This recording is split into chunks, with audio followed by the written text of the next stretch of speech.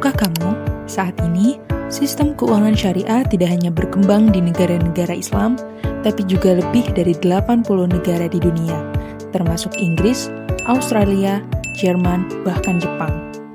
Lembaga internasional seperti IMF dan World Bank menyebut bahwa sistem keuangan berbasis syariah adalah bentuk keuangan berkelanjutan atau sustainable finance karena adil, transparan, dan berpihak pada masyarakat. Jadi, kalau dunia saja percaya pada sistem syariah, kenapa kita tidak? Halo teman-teman semua, selamat datang di video edukasi mata kuliah Lembaga Keuangan.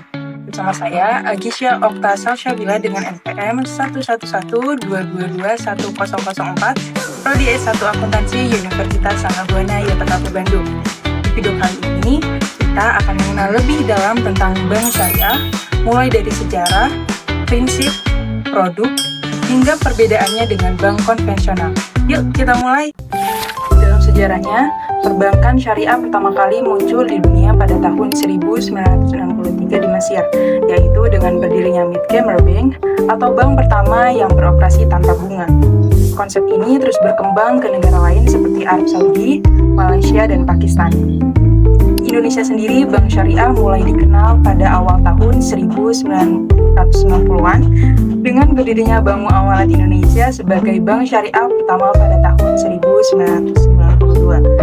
Setelah krisis moneter terjadi pada 1998, pemerintah memperkuat sistem perbankan syariah melalui Undang-Undang Nomor 10 tahun 1998 dan kemudian beralih ke Undang-Undang Nomor 21 tahun 2008 tentang perbankan syariah. Sejak itu, pertumbuhan bank syariah di Indonesia meningkat pesat.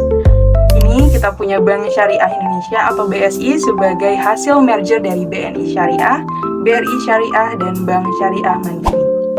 Berdasarkan Undang-Undang Nomor 21 Tahun 2008, Bank Syariah adalah bank yang menjalankan kegiatan usaha berdasarkan prinsip syariah, yaitu hukum Islam yang diatur dalam Fatwa Majelis Ulama Indonesia atau MUI. Prinsip dasarnya pun sederhana, yaitu tidak mengenal riba atau bunga, tidak ada spekulasi atau gharar, dan tidak membiayai kegiatan haram.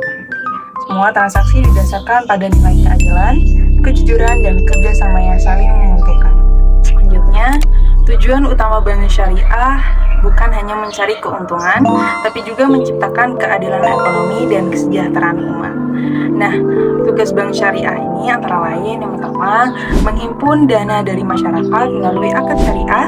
Yang kedua, menyalurkan dana ke sektor produktif dengan sistem bagi hasil atau jual beli. Yang ketiga, memberikan jasa perbankan lainnya. Dan yang keempat, mendorong pengembangan ekonomi halal dan pemberdayaan UMKM. Selanjutnya ada produk bank syariah, yaitu produk bank syariah sendiri itu terbagi menjadi 3 jenis besar, yaitu yang pertama ada penghimpunan dana atau funding, yang kedua ada penyaluran dana atau financing, dan yang ketiga ada jasa keuangan atau service. Nah, di penghimpunan dana atau funding ini ada 2 jenis, yaitu ada simpanan wadiah atau titipan, yaitu simpanan tanpa bunga dan bisa diambil kapan saja. Dan untuk jenis yang kedua itu ada investasi mudharabah atau bagi hasil. Nah, investasi mudharabah atau bagi hasil ini adalah yaitu seperti nasabah menaruh modalnya, lalu bank mengelola sehingga keuntungan dibagi bersama. Untuk jenis ada penyaluran dana atau financing. Nah, di penyaluran dana atau financing itu ada 5 jenis, yaitu murabahah, mudharabah, musyarakah, ijarah, dan istisna. Nah, dari murabahah sendiri yaitu atau biasa disebut dengan jual beli adalah bank membeli barang lalu menjualnya dengan margin atau keuntungan yang telah disepakati. Contohnya dalam murabahah ini biasanya ada pembiayaan rumah, kendaraan, atau barang modal. Nah, di mudharabah atau bagi hasil, yaitu jenis yang kedua ini, dilakukan antara pemilik dan pengelola modal. Nah, contoh dari mudharabah ini ada pembiayaan usaha mikro dan menengah. Untuk yang ketiga, yaitu ada musyarakah atau kerjasama modal. Nah, bank dan nasabah bersama-sama berinvestasi dan berbagi hasil. Nah, contoh dari musyarakah ini yaitu pembiayaan proyek atau investasi jangka panjang. Untuk yang keempat, ada ijarah atau sewa. Bank menyewakan aset ke nasabah, contohnya itu seperti pembiayaan alat berat ataupun kendaraan. Nah, yang terakhir dari penyaluran dana atau financing ini ada istisna atau biasa disebut sebagai pembiayaan pemesanan barang. Nah, pembiayaan pemesanan barang ini yaitu pinjaman tanpa bunga, hanya pengembalian pokoknya saja. Nah, contohnya itu ada pembiayaan pembangunan rumah atau proyek tertentu. Yang keenam atau yang terakhir yaitu ada court. Court adalah pinjaman tanpa imbalan. Contoh dari court sendiri yaitu peminjaman untuk pendidikan.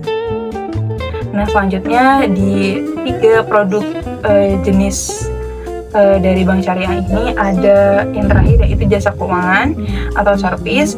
Biasanya ini termasuk ke transfer, pembayaran zakat dan infak, lalu ada pembayaran haji dan layanan banking syariah. Selanjutnya ada pedoman kegiatan bank syariah.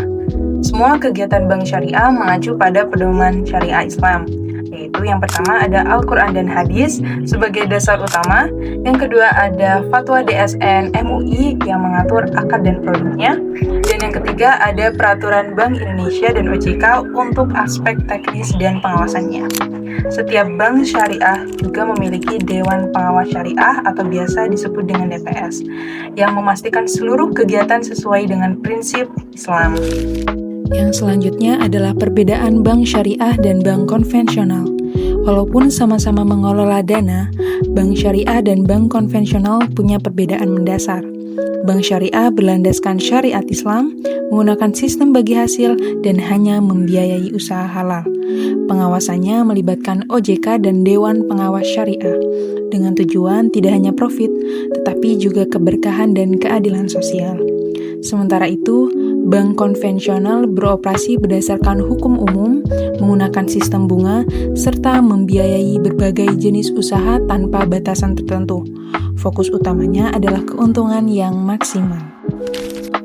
Nah, itu dia penjelasan lengkap tentang bank syariah, mulai dari sejarah, prinsip, produk, hingga perbedaannya dengan bank konvensional. Dengan sistem yang adil dan beretika, bank syariah bukan hanya pilihan keuangan, tapi juga langkah menuju keberkahan dan keberlanjutan. Jadi, sudah siap beralih ke bank syariah? Terima kasih sudah menonton dan sampai jumpa di video edukasi berikutnya.